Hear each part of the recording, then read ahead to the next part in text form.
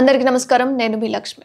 మొత్తానికి అల్లు అర్జున్ విషయంలో ఏం జరుగుతుంది అంటే ఒక వ్యక్తి ప్రాణం పోవడం వల్ల మానవత్వానికి పెట్టింది పేరుగానే ఈ విషయం అనేది జరుగుతుందా, లేకపోతే పేరు అనేది మర్చిపోవడం మూలంగా రేవంత్ రెడ్డి గారు ఇదంతా చేస్తున్న కథనంగా సాగుతుందా అంటే రెండు వైపులా ఎవరి కథనాలు అంటే కంపేర్ చేసి చూసుకుంటే గనక ఒకళ్ళు చెప్పిన ఆన్సర్కి ఇంకొకళ్ళు చెప్పిన ఆన్సర్కి రెండిటికి పొంతనే లేదు. మొత్తానికి జరిగిన విషయం ఆల్రెడీ మనందరికీ తెలిసిందే. డిసెంబర్ 4న బెనిఫిట్ షో అనుకుంటూ ఆయన షోకి రావడము, సంధ్య థియేటర్కి రావడము, అక్కడ రేవతి అనే యువతి చనిపోవడము, ఈ విషయం ఆల్రెడీ అల్లు అర్జున్ గారికి తెలిసి నేను ఇంకా షో చూస్తాను, ఇక్కడే ఉంటాను అని చెప్పి అల్లు అర్జున్ గారు చెప్తున్నారు అని చెప్పి రేవంత్ రెడ్డి గారు చెప్పడము. डीसीपी आके सीधा हटा के इनके जो भी है सब सिक्योरिटी वाले पुलिस को हैंड ओवर कर देके डीसीपी जाके हीरो को बोल दिए कि भाई तुम तुरंत निकलना, नहीं तो हम लोग अरेस्ट करना पड़ता, क्योंकि 2 लाश गिर गए बाहर। आप यहाँ पर थिएटर में बैठ के तमाशा किए तो ये कंट्रोल नहीं होने वाले हैं, हम नहीं सुनने वाले हैं, आपको अरेस्ट करके पुलिस स्टेशन लेकर जाना पड़ता।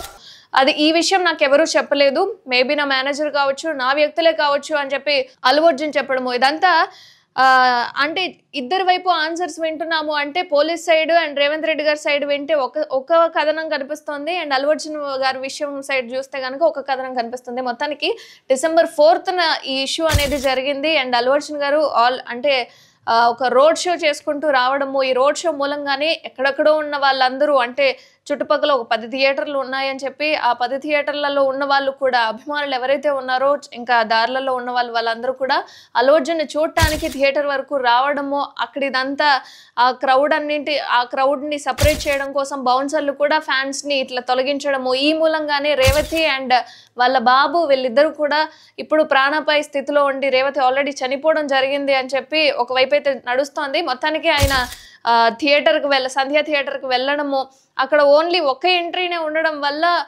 70mm ఇంకా అక్కడ జరుగుతున్న 2 షోలకు సంబంధించిన అభిమానులందరూ అంటే సినిమా చూడటానికి వచ్చిన వాళ్ళందరూ కూడా అదే వేలో వెళ్ళడం వల్ల ఇంకా క్రౌడ్ అనేది పెరిగిపోయింది.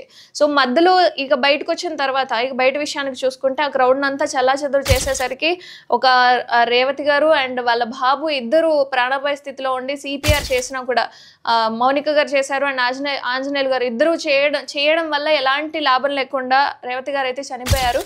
అండ్ బాబు విషయానికి వస్తే బ్రెయిన్కి అండ్ ఇతర పార్ట్స్ ఏవైతే ఉన్నాయో వాటికి ఇంకా ఆక్సిజన్ అందట్లేదు అని చెప్పి కిమ్స్ హాస్పిటల్కి తీసుకెళ్లడం జరిగింది.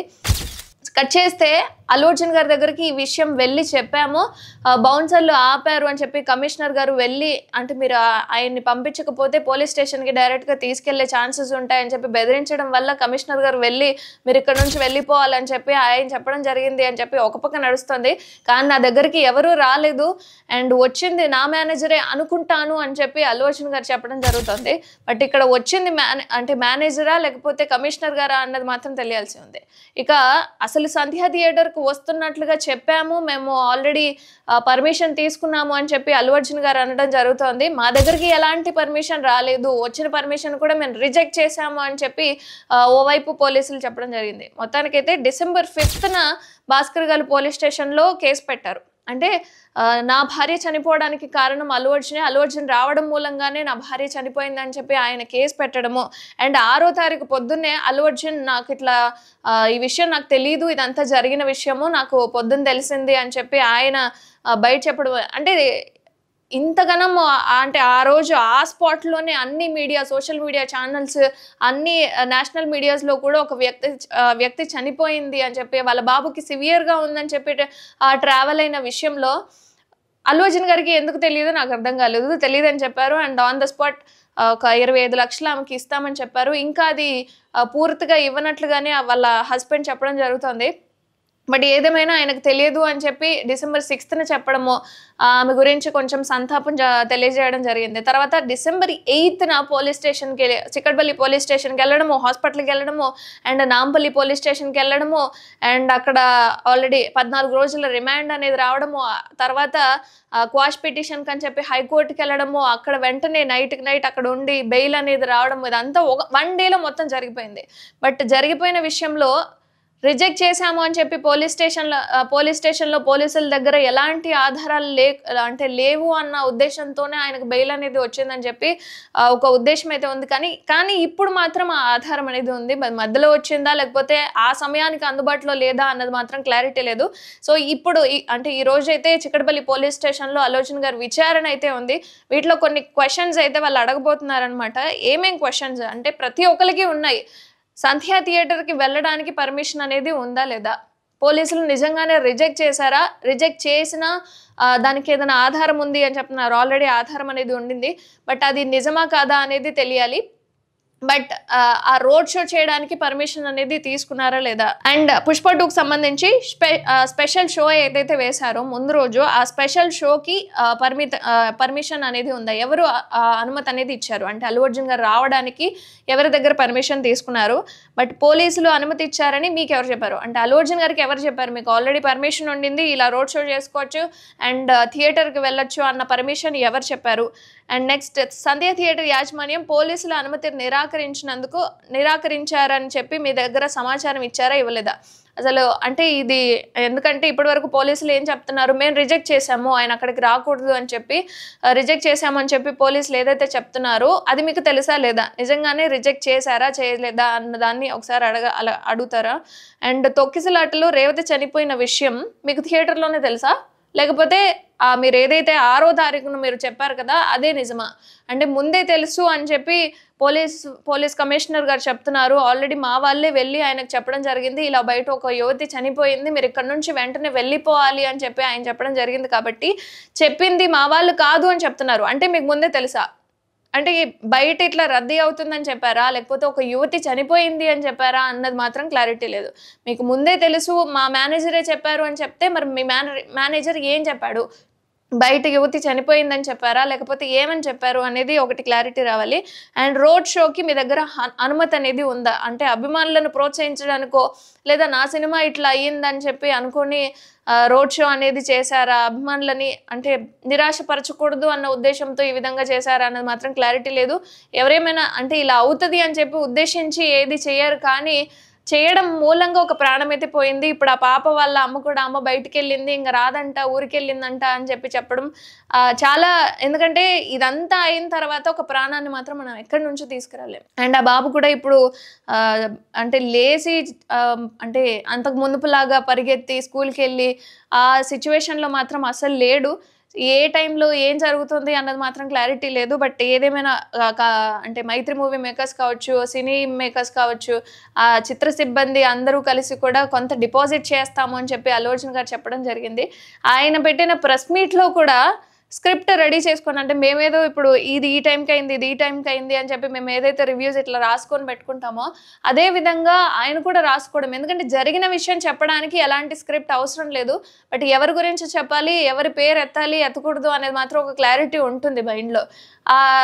జరిగింది చెప్పడానికి పేర్లని చెప్పుకోకుండా ఉండొచ్చు, ఎందుకంటే నేను ఇప్పుడు మాట్లాడుతున్నప్పుడు కొంతమంది పేర్లు అంటే ప్రొనౌన్స్ చేయకూడదు చెప్పకూడదు మీడియం ముందు అని అనుకున్నప్పుడు చెప్పుకోకుండా ఉండడమే బెటర్. ఆల్రెడీ గుర్తొస్తుంది వీళ్ళు చెప్పకూడదు అని చెప్పి. అండ్ మధ్యలో వాటర్ తాగేటప్పుడు కూడా ఈ వాటర్ విషయం అనేది కూడా అంటే అంతకుముందు వాటర్ మాట్లాడుకుంటూ ఆంధ్రప్రదేశ్కి సంబంధించి తెలంగాణకు సంబంధించి తెలంగాణ ప్రభుత్వ సీఎం అని చెప్పి ఆయన మర్చిపోవడం జరిగి నేను మర్చిపోలేదు వాటర్ తాగుదాము అని చెప్పారు. సో రేవంత్ రెడ్డి గారి పేరు మర్చిపోవడం మూలంగానే ఇదంతా జరిగింది, నా పేరు ఎందుకు మర్చిపోయావు అన్న యాటిట్యూడ్తో ఇదంతా చేస్తున్నారు అంటున్నారు. కానీ ఒక విధంగా రేవంత్ రెడ్డి గారి యాటిట్యూడ్ మూలంగా ఇదంతా జరిగింది అనుకున్నా, మీ నిర్లక్ష్యం వల్ల ప్రాణాలు పోతే ఏంటి నా సినిమా నేను చూస్తాను అని మీరు అనుకున్నా. ఎందుకంటే అసెంబ్లీలో రేవంత్ రెడ్డి గారు మాట్లాడిన విషయం ఏదైతే ఉందో ఏది జరిగినా సరే ఒక ప్రాణాన్ని మాత్రం తీసుకురాలేము, ఆ ప్రాణానికి సంబంధించి మాత్రమే ఈ పాయింట్ ఆఫ్ వ్యూలో. ఎందుకంటే మీ సక్సెస్ ఎంతైనా సరే పుష్ప 2కి సంబంధించి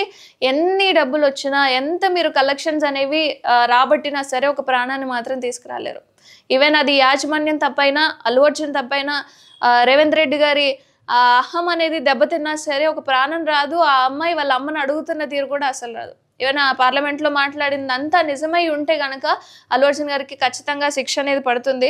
బట్ మీ దగ్గర ఎంతమంది ఆ బౌన్సర్ల మూలంగా కూడా చాలా వరకు అంటే 40-30 మంది ఒక సంఖ్య అటు ఇటు అని చెప్పి రేవంత్ రెడ్డి గారు చెప్పడం జరిగింది కాబట్టి ఆ బౌన్సర్ల మూలంగానే అక్కడున్న ఫ్యాన్స్ కూడా కాస్త అసౌకర్యం కలిగిందని చెప్పి వాళ్ళు పైదాకా వెళ్ళడము, ఆయనకి సెక్యూరిటీ ఇవ్వడం, అల్లు అర్జున్కి సెక్యూరిటీ ఇవ్వడం కోసం ఆ బౌన్సర్లు అందరూ కాస్త అభిమానులందరినీ ఇబ్బంది పెట్టారు అని ఆ బౌన్సర్లు ఎవరు ఆ సిబ్బంది అంటే ఏ ఏజెన్సీకి సంబంధించిన వాళ్ళు వాళ్ళ మీద కూడా కేసు పెట్టే అవకాశం అయితే కనిపిస్తున్నట్లుగా తెలుస్తుంది కాబట్టి అండ్ అంటే రేవంత్ రెడ్డి గారికి సంబంధించి అంటే అంతకుముందు నిన్న జరిగిన విషయం ఓయూ స్టూడెంట్స్ కూడా వెళ్ళి జేఏసీ స్టూడెంట్స్కి వాళ్ళు కూడా వెళ్ళి అక్కడ వాళ్ళ ఇంట్లో కుండీలు అనేవి పగలగొట్టడము ఇదంతా దేనికి ఎందుకు పగలగొడుతున్నారు ఆల్రెడీ అంటే రేవతి గారు చనిపోవడం జరిగింది వాళ్ళ అమ్మాయి అక్కడ వాళ్ళ అన్న కోసం అమ్మ కోసం ఎదురు చూస్తుంది వాళ్ళ అన్న దగ్గర డైలీ వెళ్తుంది ఈవెన్ వాళ్ళ అన్న కూడా ఇప్పుడు కొంచెం ప్రాణాపాయ స్థితిలో ఉన్నాడనే చెప్పుకోవాలి ఎప్పుడు ఎలాంటి విషయం వినాల్సి వస్తుందో అని చెప్పి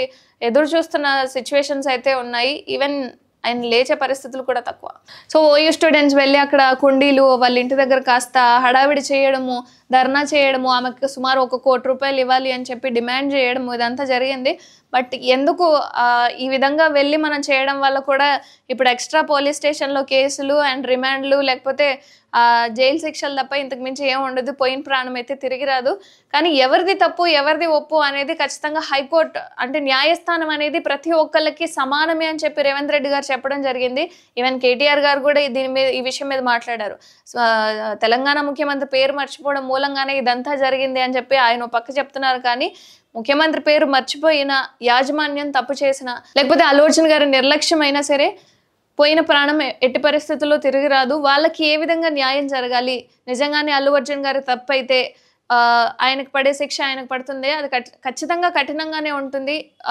ఒకవేళ యాజమాన్యం అందే తప్పైతే ఖచ్చితంగా అక్కడ కనిపిస్తుంది మీరు ఒకవేళ సంధ్య థియేటర్కి వెళ్ళుంటే లేదా ఆ థియేటర్ పరిస్థితులు ఎలా ఉంటాయి క్రౌడ్ ఉంటే ఎలా ఉంటుంది నార్మల్ సిచ్యువేషన్లో ఎలా ఉంటుంది ఏంటి అనేది ఒకసారి అయితే కమెంట్ చేయండి ఎందుకంటే థియేటర్కి నేను కూడా వెళ్ళిన సిచ్యువేషన్స్ అయితే లేవు బట్ ఆ థియేటర్ సిబ్బందికి సంబంధించి ఈ నిర్లక్ష్యానికి సంబంధించి ఆమె చావు అనేది రాసిపెట్టుంది అంటే ఆ థియేటర్ అయితే సీజ్ చేసే అవకాశాలు ఉన్నాయి అండ్ రేవంత్ రెడ్డి గారి విషయానికి వస్తే చాలా మంది ఇప్పుడు హైడ్రా విషయానికి వస్తే అక్కడ కూడా ప్రాణాలు కోల్పోయిన వాళ్ళు ఉన్నారు ఈవెన్ కొంతమంది రైతు బంధుకు సంబంధించి రైతులు ప్రాణాలు కోల్పోయిన వాళ్ళు ఉన్నారు సో వీళ్ళను కూడా అంటే ఇప్పుడు అరెస్ట్ చేసే సిచ్యువేషన్స్ ఏమైనా కనిపిస్తాయా అని చెప్పి బయట మాట్లాడుకుంటున్న సిచ్యువేషన్స్ మీడియా తరపున కావచ్చు ప్రజలు కావచ్చు బట్ కావాలని చెప్పి ఎవరు చేసిన సిచ్యువేషన్స్ లేవు ఒకవేళ అంటే ఎలాంటి పర్మిషన్స్ లేకోకుండా అల్లు అర్జున్ గారు చేస్తుంటే ఖచ్చితంగా శిక్ష అనేది పడుతుంది బట్ మీరేమనుకుంటున్నారు ఎవరిది తప్పై ఉంటుంది ఎవరిది ఒప్పై ఉంటుంది ఎవరి తరపున మీరు సపోర్ట్గా నిలబడాలి అనుకుంటున్నారో కామెంట్ చేయండి